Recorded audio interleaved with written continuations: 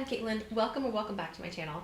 Back when I was an intern at Adobe, like my second or third day, my manager invites me to a meeting, and he definitely goes out of his way to give me the impression that there's an important manager at this meeting that we really care about his opinion and how he works with our team. So I'm introduced to this manager, and he has such kind body language, and he really makes a point of making sure he has my name right, and then he jots down my name in the margin of his notes for that meeting.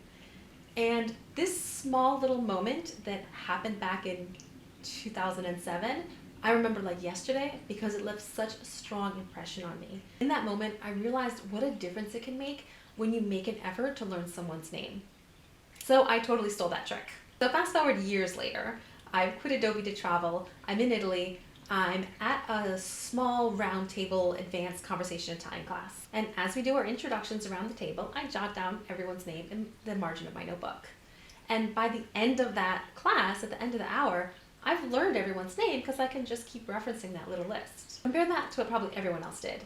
They listened carefully to everyone's introduction, probably remembered some small thing, like for me, they probably remembered that I started a mobile app company.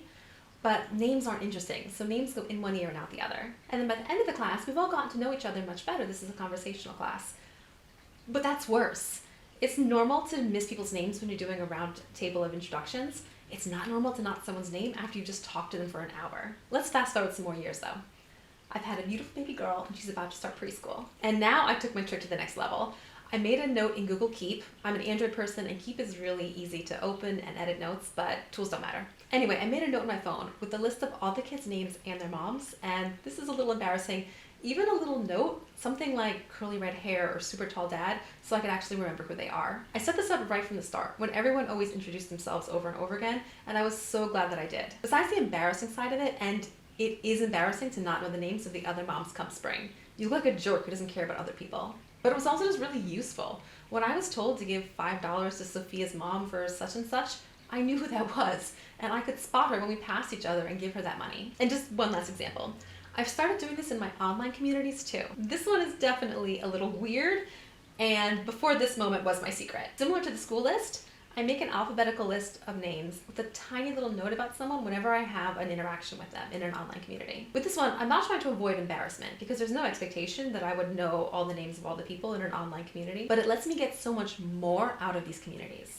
I'm in a class now, and for example, someone will introduce himself as something like Jake, a data scientist in London, but using a lot more words. My mind forms this construct of a person who is a data scientist in London, but the name was a J, is immediately forgotten. But next time I talk to Jake in chat, I look him up in my little secret list and I say, oh yeah, that's the data scientist in London. And then my mental construct grows based on all the information I get on this new conversation. If I hadn't looked it up on my list, my brain would have formed a new person with a new one or two little facts about them that had come up in the second conversation.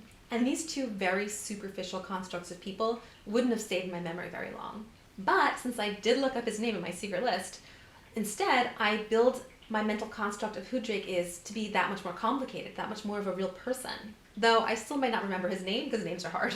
And as my mental construct of who Jake is continues to grow, continues to become more of a person, I eventually will also learn the name. Because he's important to me now. Well, relative importance.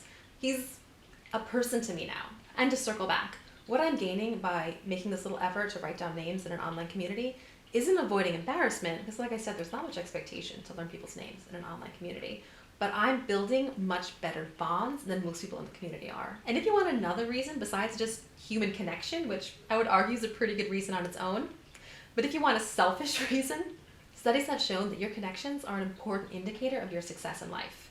And it's not those really deep connections, it's actually those somewhat shallow acquaintance level connections, and having a lot of those, aka having a really strong network, that has been proven to lead to professional success. So there you have it. That is my secret to always remembering everyone's name. And it doesn't rely on having a good memory because I don't have a good memory. And frankly, if you offered me the trade to have a better memory, but at the cost of having worse note-taking skills, I would turn you down. Notes are reliable and easy and leave your mind free to be in the moment and enjoy yourself. I hope this was helpful for you. If it was, please give a like and subscribe if you want to see more content from me. Both support me and help me do more of this. I'll put links to my other stuff in all the places. Ciao.